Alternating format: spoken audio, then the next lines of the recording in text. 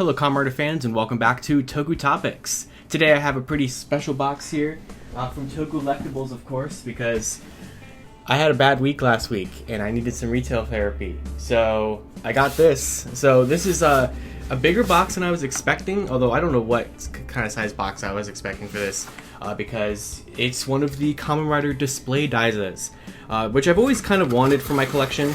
And I just never decided to pick one up, but it popped back in my mind again because they're releasing a new one for Kamen Rider Black Sun that is basically like the same thing as usual. It just has like a Black Sun like logo on the top of it. That's really expensive. You can pre-order that on Tokullectibles. I'll leave a link to that if you guys are interested in that one. But thanks to Team Kamen Rider and Bluefin, you know, all the different Kamen Rider stuff that they bring over, the white version of this and the black version of this are available over here for just US orders that make it a little bit more cheaper.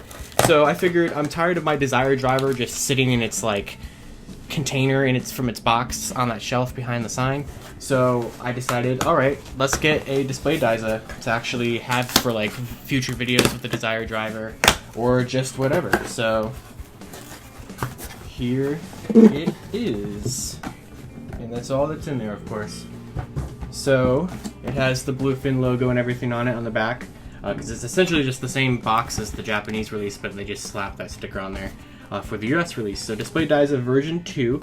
I have no idea what the difference is between version 1 and version 2, but they seem pretty much identical to me. So this has the little, like, you can see on the back here, kind of, but it has like the main display thing, and then like the little bottom piece, and then like little riser pieces for different sized belts. So that's pretty cool. It's almost like in a candy toy-esque kind of box, like one of those like shipping boxes that those would come in. It's what it makes me think of. So I'm going to go ahead and move it over to the display station, or the review station, and we'll assemble it and put the Desire driver on it and kind of just see how these are, because I've always liked how they looked, and who knows, maybe I'll buy more of these. But they are $35, which is a little expensive, but I figured I might as well at least get one. So let's go ahead and check it out. Alright, so here it is at the review station. As you can see, it's a very reflective box. You can kind of see me there with the phone, kind of on the, like, you know, actual plastic of it. But yeah, that's it. Display Daiza version 2.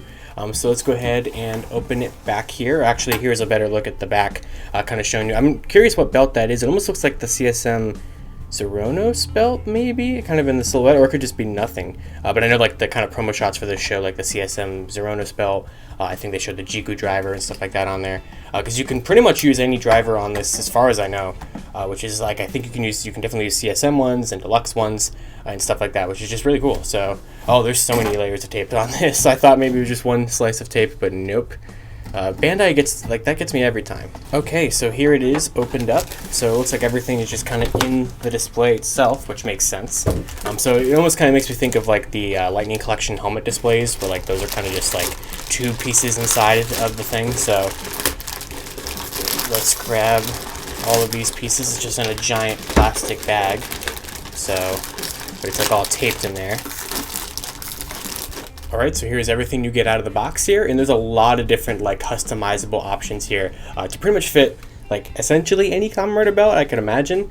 Yeah, lots of stuff you can do with this. So they do advertise that you can stack at least 2 of these up on top of each other, which honestly I feel like you could maybe do more, but I get that just with like the overall weight of this, because it is kind of just like a somewhat hollow piece of plastic, so you don't want to like damage them.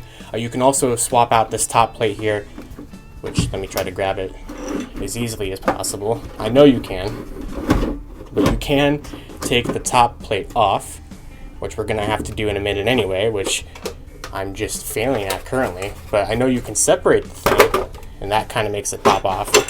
So you can take the top of it off, and then you can replace that with the weapon Daiza, which is a very similar kind of thing, but that's for like Kamen Rider swords, and maybe even some guns and stuff could rest onto that. But basically, to open it up there is how you kind of attach this front piece. And this front piece has 2 little pegs there for these, which are basically, you have some for the bottom and you have some for the top to kind of just adjust whatever the bottom of the belt would be. So obviously just kind of a belt by belt basis there. So I really do like that that is a feature that they include. So you get 3 little riser extensions for the lower level and the top level, and then you kind of just hook this into there like that. And then we'll kind of line it back up again. See how easy this is. And then push everything back together. So that way you kind of have your base, and then put the lid back on. However that wants to go back on. And then from there on the sides, you have 4 of these little kind of tower pieces there. And same thing on the other side, and that's what these big bricks are for. So you get 1 for each side that you can just kind of peg in wherever you need them to be. So like here at the top, or like at the bottom. You would never have them like separate like that, but that's just for like the belt to actually rest onto. But yeah, it's really, really nice. I know that there's a display Daiza included with the CSM Ichigo Typhoon belt that I think has like some special marking on it, like on the base and everything like that. And like I said earlier, there's that Black Sun one coming out here pretty soon. But yeah, I mean, it's really, really nice. So now, of course, I want to actually test it out with a belt. So I have here the Deluxe. And so I finally actually have a use for the belt straps that were included with it. So I've never actually assembled the belt on this because I usually just kind of disregard these belt pieces because they're never ever going to fit me ever. So we'll go ahead and attach that one back there. And then attach the right one. And then we'll kind of see, I guess, kind of how we want to angle this. And this is not like a good, look set up here at all. But we kind of can, I know I got to put the back piece on, but we'll kind of do the biggest setting, which I think will be enough for this. Oh yeah, there we go. So let's kind of angle it to be like right there. So let's go ahead and attach one of these side pieces. All right, it looks like I have it now. So I've kind of zoomed out to the furthest I can zoom out, which always makes the quality of the video look a lot worse, but it's on there now. So I have him at the, oh, I thought I had it, but this came unpegged. We were so close, but yeah, so so once you peg it in, you kind of drop them down and that locks them in so that way they can't just kind of fall back out.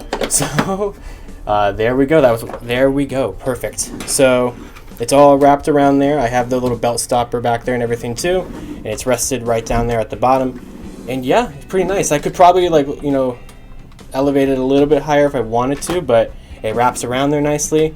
You can still use the belt. So we'll go ahead and do the transformation sound with it.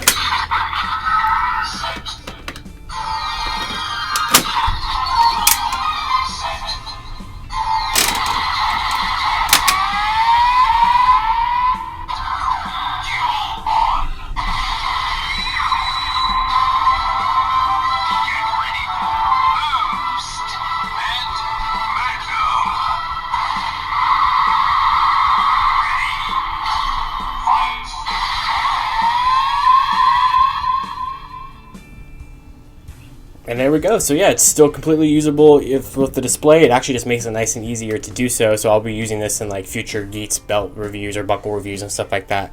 But I do quite like it. So I will go ahead and leave a link to all the different versions of this that are on Tokullectibles. I think you can also get these at GameStop and stuff like that, I think, as well. Kind of anywhere Team Kamen or stuff is sold. So that's really, really cool that we have this option there. And I really do quite like having one of these. I don't know how many more of them I would buy since they are $35 a piece, but it's really cool that they can rest the belt there and just give you a nice display option for them to actually be able to have them not just kind of sit in a box for a month like my Desire Driver has been doing. So, of course, until next time, you guys can check out the actual video review of the Desire Driver that I did sometime back in September, and some other Geats buckle stuff will be coming up here pretty soon on the channel. And of course, until next time, you guys can follow me on Twitter at LivingRangerKey or at LightningFigPR, and I'll see you all next time.